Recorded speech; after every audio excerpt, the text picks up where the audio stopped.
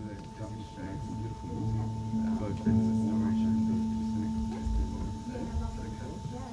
So when you feel with Joe, make the way to, you can make it, yeah, so it's less than 2 minutes of him sounding before you come in. And really, this is a guide, so if you just don't have that, you just really feel like you might be because 2 minutes roughly of him playing, honestly, but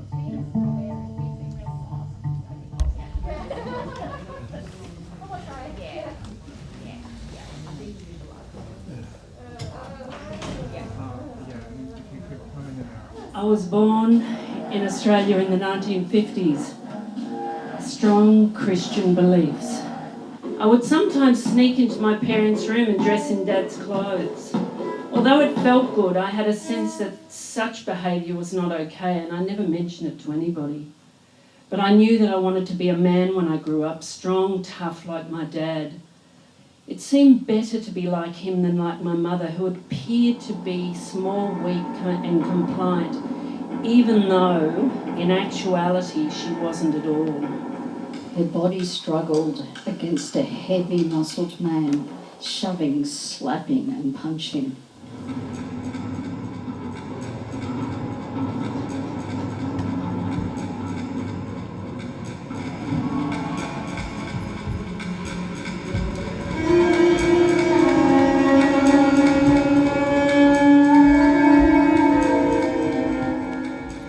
When I was a young kid, I was always drawn to women.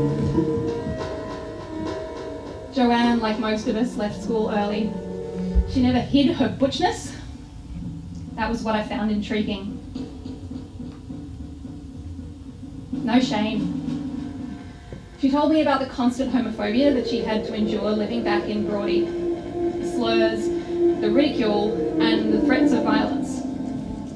I've struggled with my gender identity throughout my life, especially as a teenager through to my mid-50s. I never really wanted to be male.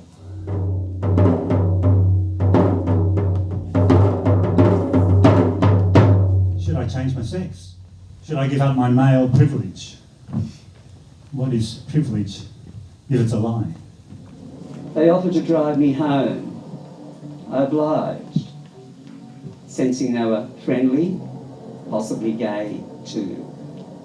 They turned out to be violent homophobes.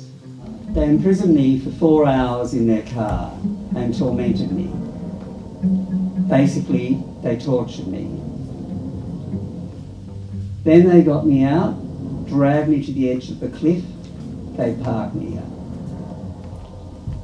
The only thing that stopped them from throwing me off was suddenly telling them that they weren't only going to kill me, but they'd be seen to be killing 3 people. Me, my mother, and my disabled brother. I've started seeing myself as a story, as a series of chapters from a book or scenes from a film. I've always been a storyteller of sorts, but as much as I wish to be heard, I fear the sound of my own voice.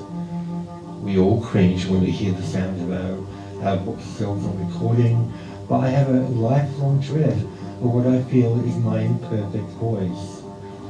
My basic inability to speak clearly or properly.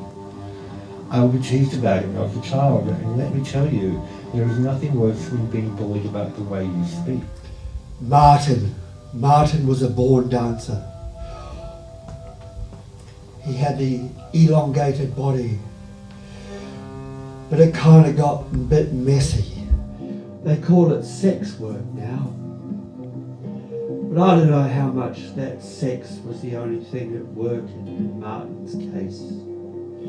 I mean, he got really caught up in the wrong crowd in the fruit and veg shop and the glamour of hiding the underbelly. You know, the cauliflowers and apples, hiding a whole other of what piece of fruit could taste like and what was worth it. Uncle Des, come on. Has someone died? So that night I rang up London and got told by his partner, yeah, I'm afraid Martin died of AIDS, a related illness.